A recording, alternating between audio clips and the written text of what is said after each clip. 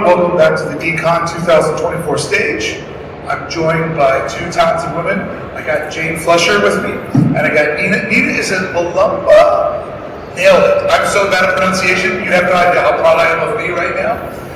These two women are part of an epic journey that started. Jane, how long ago did this journey start? 115, 130 years ago? Yeah, actually, 1919 was the first cartoon. 1919, the world sees Betty Boop for the first time. Actually, no, Betty didn't come around until 1930. 1930. 2 years after Mickey Mouse, Betty Boop shows up. So, who was the person that illustrated Betty Boop? My grandfather, Max Fleischer. Your grandfather. Yes. We had a debate. Somebody said, I think it was her dad. I'm like, I think your timeline's off. So your grandfather designs Betty Boop and was very involved in that very initial first wave of animation, correct? That's correct. And so that's something that you've been around your entire life. Like Betty is a family member? Yeah, oh, Betty's, she is our grand matron. Ooh, listen to that. She's our grand matron. She rules the family. Nice, nice. And so it's an interesting conversation because next to you we have Nina, who's slightly younger, and also Betty is a big figure in your world as right. Share with everybody how you first came into being a Betty Boop fan, even though it is way off from your timeline. Well, Betty, so I grew up in Wyoming, and my parents wanted us to be outdoorsy, take advantage of being there, and we had Disney movies, like the princess movies, which I love, but my mom also had the box set, the definitive collection of VHSs, and so that, and then I Love Lucy, and my younger sister and I were much more into the Betty Boop ones. So it became a thing where we were able to like fast forward and rewind to the funny parts and watch them over and over and over again. So it just became kind of the thing that I watched, which coincidentally I think just it got in there. And when I started doing cartooning and stuff, like years later, always drawing as a kid, but it was always geared towards that aesthetic. So I think it just was kind of ingrained in me via what was available in my house, not by even like choice at that point. Nina, I have a question for you. So you're obviously a creative, you're a fantastic illustrator, and you work for animation and you need a full-time job. Do you think that you were drawn to Betty? Because with the princess stories, it's all laid out for you. Who they are, what their motives are, and who's going to come and save them. But with Betty, she's always in a different scenario. The storyline isn't always consistent. It's a new adventure. It's a new world. Do you think that as a creative person, you can identify with her more because it wasn't so simplified and you can kind of use your own imagination more? That's a great question. I love the princess stuff, obviously. But Betty Boop is so amazing and awesome because she's independent. And it's like Freddie comes in, obviously, when she's like the damsel in distress.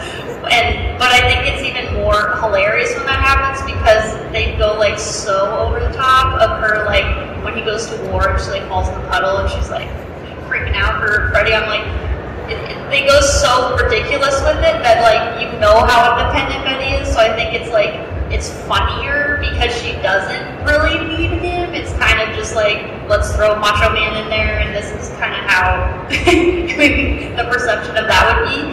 But I think as I've become older, I've become more aware of Betty Boop's independence because I think when I was younger, I loved the design of the characters, and I think throughout my creative career, I have been drawn to the character development, and how important that is and extremely apparent it is in Betty Boop specifically. And you see like the proportions change and like her ears obviously change and like everything else about her figure. And then once they nailed it, they just like locked it in. And I feel like that was the original draw to me.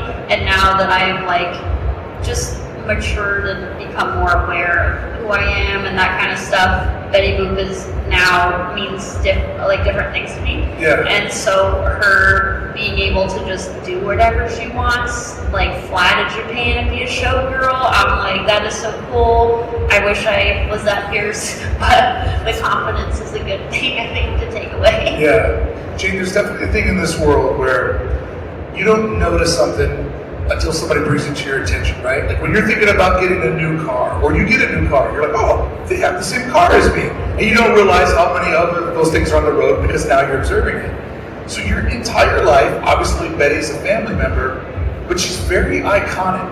And even though she hasn't had a major storyline or, content release in a while, she still lives through pop culture. And I think when we look at Mickey Mouse, Felix the Cat, and Betty Boop, there's a pop cultureness to them. They're like locked in a moment of time. Each of those characters is so sturdy, so simplified, that it resonates. And every decade, every generation reinterprets it because it's an icon of pop culture.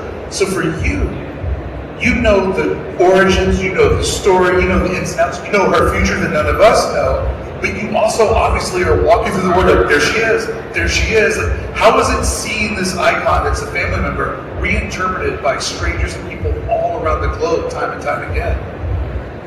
I gotta tell you, first and foremost, it is fantastic and heartwarming that Betty lives on. Yeah. For a lot of years before the internet, believe it or not. Did that ever exist? I heard about it. Where it was a lot more difficult to be able to share that kind of stuff or find it. So what really happened is when Fleischer Studios closed in '42, Betty Boop, she kind of disappeared into the culture. And then back in around the early '70s, my dad was talking to a friend who happened to own the Pink Panther. And that guy said, merchandise is becoming a great big thing. Why don't you think about that for Betty Boop? And my dad got in touch with Key Features, and then that brought the merchandise into the public domain. And since then, being able to see Betty all over the place, and then the internet happens, and now we can share her everywhere. It's just been, I wish my grandfather had lived to see that. The world of licensing that we live in is really interesting because it takes like this idea that your grandfather had, coming up on 100 years ago, and through strong licensing partners that have a clear vision, it's interesting how that story continues and gets reinterpreted. Betty's been involved with a slew of products, a slew of different interpretations, but I think because what he drew is so architecturally sound, she never gets lost in that process. Yeah, and she's also, turns out, extremely difficult to draw correctly. We've had so many people try, and it comes out horrible. As a man, I'm terrified to illustrate female characters because, if a line goes a little bit too far one way or the other, it becomes very suggestive and maybe not what you're wanting to do. Like, I'm terrified of the female form. Like, just let me draw fat dudes all day. That's my comfort zone. I happen to be a fat guy. It works out for me. So when I get into drawing women, I'm like, I don't know how to draw the boobs. It feels like it's a little bit too much or maybe not too much. So. Do you know that actually Betty Boop did not start out as a woman? She started out as a dog. Really? Yeah. So it feeds into Fearless Freddy. That Betty Boop actually was not the star. Bimbo was the star. Fleischer started with a clown. First thing he started animating. Which are your earrings that you're wearing today? Yes, it was Coco the Clown, which was due to the invention of the rotoscope. My grandfather invented the rotoscope. So. No big deal? Pardon? No big deal? Yeah, no big deal. They just revolutionized animation forever, and it's still being used. But other than that, it's a small thing. Yeah. And so they had about 10 years of Coco the Clown. And then they went on to Bimbo because they wanted more of a star, male character. And they created a lounge singer to be kind of a love interest for Bimbo. And that was in a movie called Dizzy Dishes in 1930. And Bimbo, of course, falls in love with this nameless lounge singer, but so did the audience. And so within 2 years, Betty went from this kind of very large, plump dog with big dog ears and a dog mouth. And slowly you see that changing, and the long ears become earrings, and her nose becomes goes from a pug nose to a woman's nose, and she gets her lips and her shape. And that was all fine, and there she is messing around with Bimbo in the pre-code cartoons. And then the A's Code started to be enforced by Mr. Green, who came into power. And they decided that having a human female figure messing around with a dog was inappropriate. Fade out Bimbo and fade in Pudgy as the cute little sidekick, and then Fearless Freddy so she could have a boyfriend. So that's how that evolved. That's a great example of how a difference in animation and entertainment-based artwork is the audience is a producer in the process. Because if we look back at the origins of The Simpsons, it was all about Bart. And they realized America loves Homer Simpson. And so if you go back to the origins of The Simpsons, not only did the characters look different, but the focal point of the story changed to where eventually it's just, what the fuck is Homer going to get into every week? And that's because as entertainment, you have to listen to the audience. So your grandfather was also smart enough to know where the opportunity was inside of this world that he was building. And Betty needed to be more prominent than just, the animal part is obviously kind of weird. But I mean, yeah, I love that it was, almost a little bit of a collaboration with the audience needs that she came about. And the censors. Right, that's a part of it. They played a part of it. Yeah, things were weirdly looser and stricter back in the day. It's a very weird barometer which things were judged by. I got to tell you, Mauricio, who does our screenings, Mauricio Alvarado, he shows the pre-code Betty Boops, and people love them because they are so risque and crazy, and like you said, just off the wall. And, they get her into trouble, and actually they don't know how to get her out of it, so they just make up stuff. So, are you in charge of the licensing for Betty? No, I am not. Fleischer Studios is. Okay. My company is Fabulous Fleischer Cartoons Restored. And I'm in charge of finding and restoring the cartoons. Because Fleischer Studios never owned the cartoons. Once the studio closed, the cartoons went off to all kinds of areas. So they own the character and you own the cartoons? I don't even own the cartoons. Many of them are in public domain. Okay. And the rest, a lot of the Betty Boops and screen songs, and those are owned by the copyrights owned by Paramount. Warner Brother owns Popeye, and the Superman cartoons, the ones that Fleischer did, are all in public domain at this point. Wow. So it's a real kind of plate of spaghetti in terms of who owns what and when. So with the portion that you are in control of, what are your goals for Betty? Like, where do you want to take her? Where do you think she needs to go next? I want to get her back on the silver screen in all her glory. And what Mauricio and I do together are locate the cartoons, find the best copy we can from somebody. Often it's Paramount, but sometimes they don't have it. Try to find a 35 millimeter if we can. And then we give it to our restoration team, who's headed by Thad Komorowski. And he we get it scanned, and then he goes through and he cleans them up and restores them. And I would say, as Mauricio says, we're sometimes showing them in even better condition than the original. Oh, yeah. Because we're able to clean stuff up that they couldn't at the time. I mean, there's amazing footage now that with the use of AI, things that were shot at 8 frames per second now move at 60 frames per second. And you see old-timey people not walking like this, but just flowing like we all flow. And it's like, holy shit, New York, because in my mind, old-timey people moved at 8 frames per second.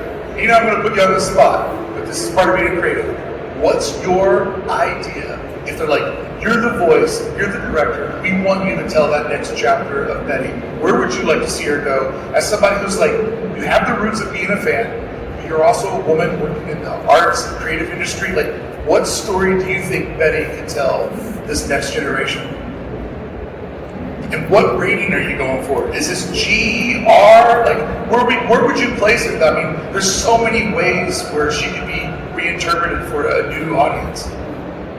That's a tough one. Yeah, it is. I think that going back to the girl power thing, I think it's interesting that your grandfather created a character that was so independent, like a female character that had such independence and like did every job, was like a judge, did whatever. And then she got wild with it, which is hilarious. But it's interesting for men to have created a character like that despite what was going on at the time.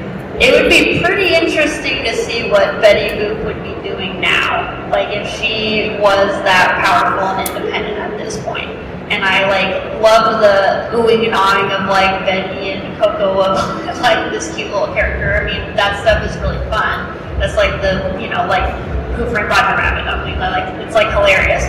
But times have changed so much, and I'm like, I you know, like, what if Betty like was like, I don't need you, Freddie, to save me from drowning because I went out too far and my floaty and it popped. You know, like I think that there's moments like that where I'm like, if the tables turn a little bit, like that would be pretty cool. The art of animation in that way, like there's not many people that do that anymore. Like Cuphead obviously is a big thing inspired by Betty Boop, which is amazing, and that took them so long, and it to me is such a big success because they are reviving that, but at the same time I think the origins do get lost because it is like it's a generational gap and it's who they're advertising towards. So Cuphead is geared towards it, like it's PG. Yeah. You know, Betty Boop is an adult character, and like it is interesting to see her go into the more family-friendly realm, which I think there's a place for her. But at the same time, I'm like, I do feel that there's a lot of things that can be shared, and you know, like ideas that can go further with adults through the Right. cuteness and stuff like that. So I'm like, I think that would be like a pretty interesting kind of thing. Like the restoration is amazing, and I'm like, if you could find people to continue that as it was made then, to like, it's like I love the restoration and revival of Betty Boop now as is, and I think the big part of like the love of it for me is the artistry behind it, and it was like so much innovation, and like how the heck did they do that? You know, I'm like, there's a lot of people I don't even think would be able to figure it out at this point, let alone like draw with ink like that. I have no idea. So I'm like, it would be cool to like do it that way, but kind of like pick up Betty Boop as if she just popped up as like an iconic little powerful figure now. I guess what? She has. After 25 years in the making, we have a Broadway play coming out. It's called Boop, and it will open April 5th, and it is about Betty Boop going from the 1930s in a black and white world where she's a star, and she wants something more with her life, and she shows up in New York in whatever we are now, 2025, and how she adjusts to a world in color, how she expresses herself as an independent woman. So that part's happening. That's great. I think that there's something fascinating about the era of art that she comes from and why it still exists in pop culture. Because as the world gets all this extra noise and texture added to it, these characters stand out, right? And it's their simplicity is their charm. And Nina, for a younger illustrator in this world, like you obviously know the art of tattooing, which has a lot of restriction applied to it. I come from the world of screen printing, which has a lot of restriction applied to it. And so in your art that you do, even though you have all these modern tools and you understand how to use them, you go back to the simplification of this period. And when you go into an amazing, beautiful world of chaos like DCon, there's something about a booth like yours where it slows down time a little bit easier to understand. Talk a little bit how not only do you appreciate this world with being a fan of Betty, but how you incorporate that into your own art discipline. Well, I think I've been, I went to art school, went through traditional training, all that, and I think out of that,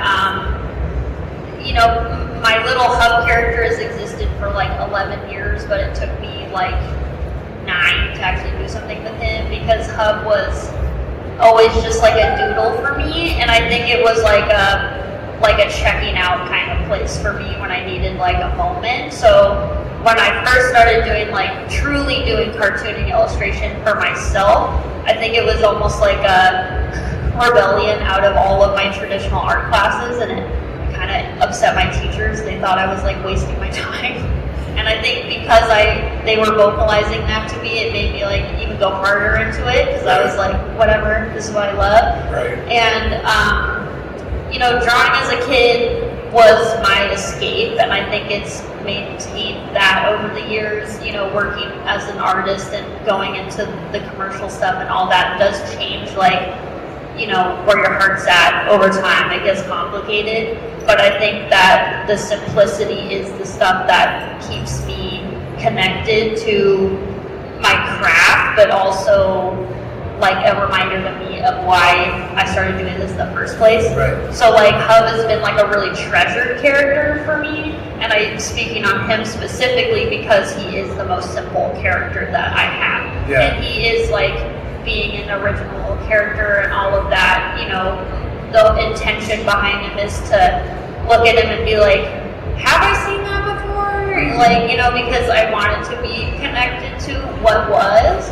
But I think out of that simplicity, there's a lot more story that can be put to him besides what I'm creating for him.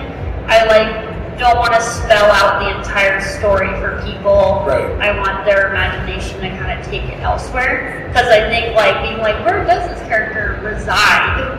There's a lot of familiar pieces, Yeah. kind of Frankenstein in there. And what you said that really makes sense to me. If this character was a sketch or a doodle, it goes to show the simplicity. You're just doing this consciously. You're able to crank it out and get that out. Jane, your grandfather was this brilliant creator. And what I love about going back into that moment of entertainment is how much just making it up as they were going along existed. Like, a machine doesn't exist. We'll just make the machine so we can make the cartoon. It's a real type of innovation. And then your father is a director who did 20,000 Leagues Under the Sea. Which is crazy. And then you decide to go into law. And it's kind of funny, but it's also very clever, because one thing that you learn when you are raised or you're around top-level creatives is how much they need protection and how important that protection is for the right for creativity, for also long-term growth of licensing, royalties. So it's very interesting to me that you knew so much about the creative world that you knew that there's a part of it that feeds the beast, and that is the legal aspect of it. So let's talk about when you decided to go down the pursuit of getting to being an attorney. Yeah, that's very astute. And that was part of the motivation. My grandfather's studio closed in 1942 under not happy circumstances, and due to some legal bungling. Your dad hated Walt Disney, right? Or your grandfather hated Walt Disney? My grandfather and Walt Disney were chief rivals. I love that. I love that so much. Because you know what I love about that story? Is no matter how great, everybody in this room, they're heroes and people, they love their art, they love what they do, but there's somebody that hates every person in this room. And they hate them because they're good, and they hate them because they do what they do. So when people are like, Walt Disney was this lovable guy, I'm like, people hated Walt. And I love hearing that. So please continue. And there's a really an aside, a fun story behind that, which is that, my dad, at the beginning of his career, he made a lot of smallish movies, and then one day he got a call that Walt Disney wanted to see him. And he's like, oh my God, Walt Disney wants to see me. But so we went in for the interview, and they had a talk, and Walt said, I'm making a movie here. It's called 20,000 Leagues Under the Sea, and we'd like you to direct it. And my dad kind of looked at him and said, kind of agog, thinking, oh my God. And he said to Walt, do you know who my father is? Yeah, I think he did. And Walt said, yes, I do. And my dad said, I would love to do this movie. I have to talk to my father first. Right. Because my dad loved his dad so much, he would not do the movie if it was upsetting to Max. Yeah. And so my dad went home, he called his dad, and of course Max said, are you out of your mind? Of course you have to do this movie. And he said, I want you to give Walt a message from me. And my dad's going, what's that? Look out. And he said, tell Walt he has great taste in directors. But see, your dad's film is largely inspirational. That's a pivotal point in the Walt Disney Corporation because that film is when they really got together for set design. So many of the lessons they learned making your father's film were applied to Disneyland, and your father's film was an exhibit in Tomorrowland it was supposed to be there for a year and ended up being there for 2 decades. So, I mean, your dad comes into the company at a real pivotal time, but you're just this little girl walking around the house and hearing him and his dad bitch and complain, and you're like, I'm learning some stuff, and like you maybe didn't know it, but that was you're learning. Like there's a place for me to represent some of this, the contention that they have for this thing that they love doing, but there's so many levels that make it complicated. Yeah, that's right. Well, also what happened is, I grew up in the arts as. In the 60s, a lot of people, that was kind of what was happening. You grew up insanely in the arts. Like that is kind of true. You have you were what we call a Hollywood kid. Yeah, but I was going with ballet lessons and piano lessons, and, the whole 9 yards. And then eventually I went to Cal Arts so that I could go and figure out what to do with myself. And what I learned at Cal Arts was I am not an artist. I'm actually not very good at any of it. So I really had to sit down and think. And I actually dropped out of Cal Arts and went off and started educating myself all over again and realized what I'm really interested in is exactly what you said, protecting people. And I ended up going to law school to understand entertainment law and to be able to protect people like my grandfather and my dad and really other, especially the kind of slightly out there artists, the people on the fringes. What I learned about that was actually, I wasn't crazy about that kind of law. So I went into a different kind of law, but my brother Mark Fleischer, he ended up being the entertainment lawyer of the family. So what kind of law did you go into? Like ambulance chasing? I actually went into special education, representing children with disabilities. Wow. That became my passion. Wow. Very noble passion. Just really was very strong that everybody has a voice and everybody needs to be heard. So on this journey that I've been on for the last 12 years of my life, this is probably episode 1840 that I've recorded. I've interviewed tons and tons of creatives, but I always enjoy speaking to the people that went down the road of creativity and go, maybe this isn't for me, but there is still a room for me in the arts. And all the people like Nina couldn't do the amazing things that she does with her God-given talent that she's worked so hard for without the people that know how to curate the arts, the people that know how to make the money run and the opportunities come together. So you go down a very noble road with this cause, and thank you for doing that. But now we're here talking about art. So how did the family business called you right back in, right? I'll tell you what happened. It's all Mauricio Alvarado's fault. That damn Mauricio. Mauricio's here in the audience. Mauricio contacted me one day and said, where are the cartoons? Yeah. This was like at the beginning of the pandemic. And I said, I have no idea where the cartoons are. Yeah. And, especially after spending like 25, 30 years as an attorney, I'm very linear with, what's the next step that we have to do here. Yeah, you're a project manager. I am, I'm a rule follower. Yeah. Mauricio is a visionary. So he's like, I got this great idea. When it's coming up with all these ideas of what we need to do, what we could do, what we should do. And we started working together. Wow, everybody else is at home baking bread. Mauricio's like, I'm just going to save Betty Boop. Yeah. No big deal. That's my pandemic project. Oh, okay. Yeah, you go save Betty Boop. I can pop a garden. Yeah, I love that. Enjoy your loaf of bread, asshole. I want to go do something else. That's great. And seriously, he dragged me through the initial stages of what do we need to do and how do we do it. I didn't have a clue. He's reaching out to everybody he knows. And we just started connecting with people. Mauricio is really, again, the key. I don't mean to just keep talking about Mauricio, but he really is the key player. Yeah. And connecting me to people. And we try somebody and go, oh, that's what real restoration looks like. Oh, that's what we need to do for good art. And he's the one who really got me into it. And then he started screening the cartoons. And we both found the audience loves them. Yeah. These 100-year-old cartoons with people singing along to the bouncing ball and laughing at these really corny jokes. And it was just fabulous. So that's how I got drawn back. I'll tell you what I enjoy about that story is that you're a kid that's brought into a certain amount of privilege with, because the entertainment industry is a lot about connections. And when you're a little white trash boy from Louisville, Kentucky, you feel like there's a firewall around the entertainment industry and you don't know how to break in. Does that sound familiar, Nina? So you bobbing your head there. And so for you, you're in this world where you basically have, a fast lane you can get in. But a lot like Betty Boop, you chased your own independence. You found a cause that was bigger than that and you did that. But at some moment, the family business did bring you back in. So I love that you went and told your own story, lived your own adventure, and then kind of went back to the core of we do have a very interesting family lineage of being involved in entertainment, being involved in one of the first ever waves of feminism, and I love that you found your way back home. Thank you. That's great. So what's next? Where do we go from here? Yeah. Well, where do we go from here? You're the younger generation. Yeah, Nina, where do you want to see it go?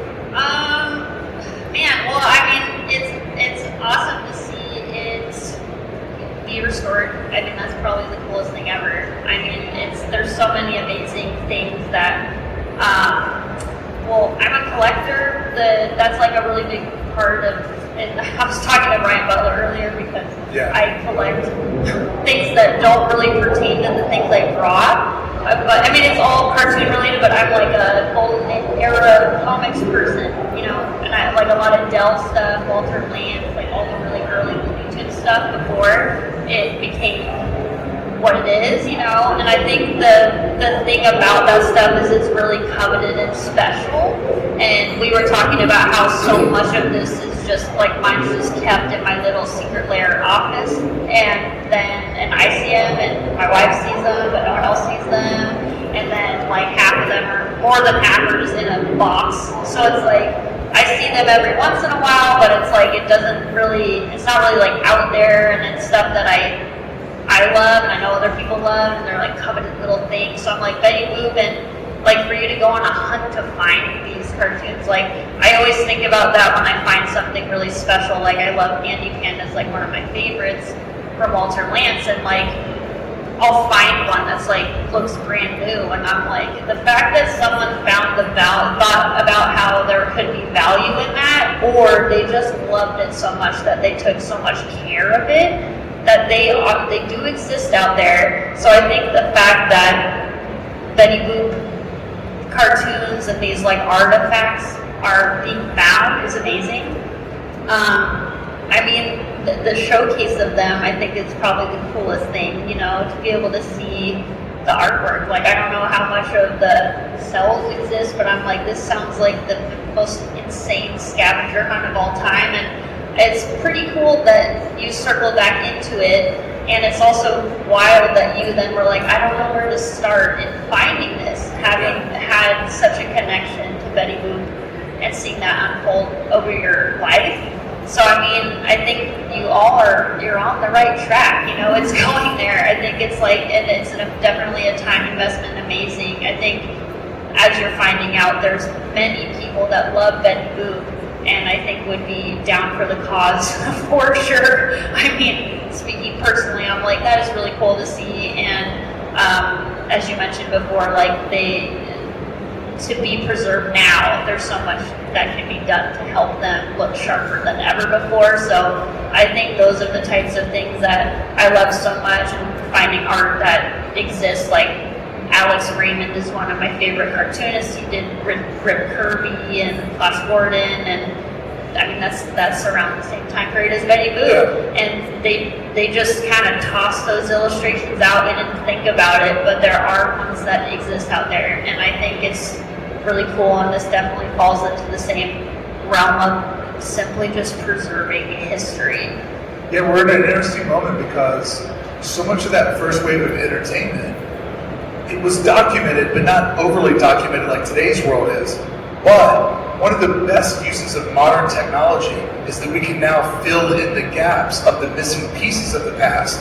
So if you have a couple of photo references, you can kind of rebuild something that somebody didn't think, gosh, People didn't film their food back then. They just ate a cheeseburger. It wasn't a moment. It was like, it was a cheeseburger, you know? And so now the pursuit that you and Riso are on, using all this technology to fill in those empty gaps, it's amazing. Nina, just a little bit of subtle business advice for you. If you ever need to name an S Corp or a studio, I would suggest the name Old Soul, because you are somehow incredibly young, but also incredibly like an old soul in the way that you like enjoy all of this old artwork and the way that you're bringing it back together. So just bury that name in an S Corp somewhere, because like it's funny seeing you and then hearing like this journey that you're on. Like it's so wild. Like please don't stop that, because I see you being somebody that can take a lot of this technology and retell those stories for other people. Let me just say that is exactly what I want to see for the future. Nice, nice. Well, as we wrap up, because I know that you have a flight to catch, and I want to make sure you get there. I don't want to be the one that gets you stuck in Vegas, because I've seen a lot of people on Fremont Street that are stuck in Vegas, and it's not a good life choice. What's your big goals for next year? What do you want to knock out? We want to get more of the cartoons restored. That's kind of one of the big ones. Okay. And where can people go if they want to go on this journey with you? At Fleischer Tunes is the social media handle. We have Mauricio handles that too. We've got everything, our website, Instagram, and all that kind of stuff. Awesome. So, you know, it's at Fleischer Tunes or www.fleischertunes.com for those of us of that generation. Thank you for adding the W's, I appreciate it. Well, you never know. HTTP semicolon. The other kind of the other goal that we're going to start working on this year is, in a sense, upping our game.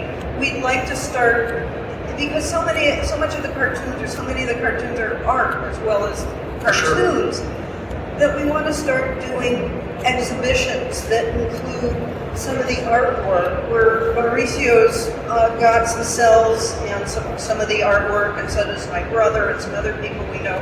And we want to start creating like tours and exhibitions where you can see the cartoon and then see the artwork behind the cartoon. What it really took to make that together, put that together. And Betty's in a really interesting moment, because as the world has gotten very loud and the internet's come along, when you look at bands that can draw an audience, they're all bands that got big right before the world broke over, right? Because if you were big in the 90s, you're still big now, because there's been so much noise between them. So you have this name, you have this icon, that if you guys put together a touring group, every gallery is like, this is something that the common person understands. Betty Boop's at the All Right Knocks in Buffalo, New York, October 28th, and this, like, that brings people out. You do what we call, you put asses in seats. So, it's a gallery, so maybe we put shoes in the gallery. But, I love that you guys are working on that, doing that, because you have the most important thing. You have a recognizable name inside the marketplace. As I say, the most important thing, and I can't get it out of my mouth. What do you got going on for the next year? Well, I'm back in school all these years later to pursue what animation. the hell are you going to school for? I'm going for animation. Teaching school. What are you going there for? Can I talk you into dropping out? What are you going to school for? I'm going for animation.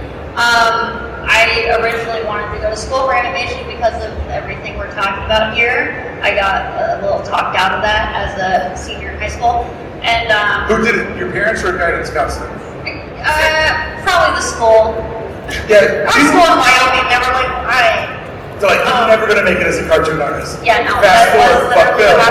Yeah, so I, what's like 15 years later or something, I for the last like 6 months been taking like independent courses, learning 3D modeling, hard surface modeling, and character design. And then now I'm on my journey to get my associates in computer animation to animate my own show. So that's my goal. Hub and his little cast of friends are what it's going to be. So how much more fun is learning when you have a game plan for it, right? Like, you're not just being forced into these stupid fucking classes. Like, I don't even know the history of France. I'll just go there one day and check it out. It's sick. Newsflash. Like, how great is it learning when you know that it's a small piece of a puzzle you're trying to put together?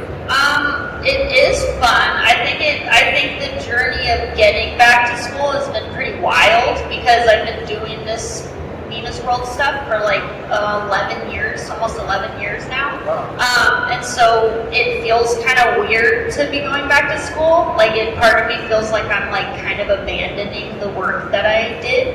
But at the same time, like it's a new chapter. Like, you know, I got married this year. I'm now in my 30s. Like I think I'm on just the next step for me. And the whole point, like the seed of all of this, like going back to literally doodling him, like has been at the core of like truly like my passion. And I think I'm trying to like ignite that passion and the innocence again. So like going back to school, knowing that we've been talking about licensing and law and protecting yourself, like all of those things. Like Hub is a very coveted thing for me, and I have always felt that like the whole intention behind anything Nina's World has been to have a kid show. Yeah. So like to preserve him and do it the right way is really important to me. So I was like, if I want to do it right and have total creative control, I have to do it myself.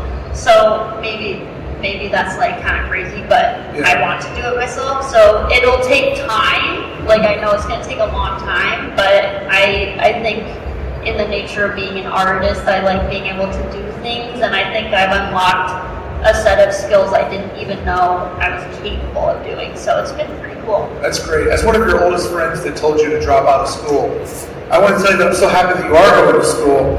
And like you feel like, oh, maybe I'm abandoning things by doing this, but I think that you're just giving yourself like grace to come back and do it even better, you know? And you're being a creative with your creativity. Like you're analyzing, like, here's a hole in what I'm doing. If I can be the one to figure out this, I have control of the animation, I have control of my storytelling, and you can really, I mean, honestly, you're on the path of making a very strong proof of concept for something that's much bigger. And the best way to get a deal is for them to already have seen what you're going to make, right? You're not just like getting a horrible deal because it's all imaginary. Like, this is the thing. If you want to buy it and you want to help me make more of it, let's go. If not, please get out of my way. I'm a busy woman. Ladies, thank you so much for your amazing stories. I can't wait to see what you do next. I can't wait to see where Betty Boop shows up. And we're always here in the, what's the theater begin? The musical? Yeah. The musical is going to start April 5th in New York on Broadway at the, I forgot the name of the damn theater. New York Broadway neighborhood. New York Broadway, yes. Awesome. Thank you guys so much for showing up. Thank you both for your stories. Appreciate it. Look at that. 1:15 on the dot. Who's a pro? We'll be doing a panel here about toys. What time is that one? What is it? At 2:30. So if it's something you're interested in, we'll have Super Plastic and DKE over here on the stage.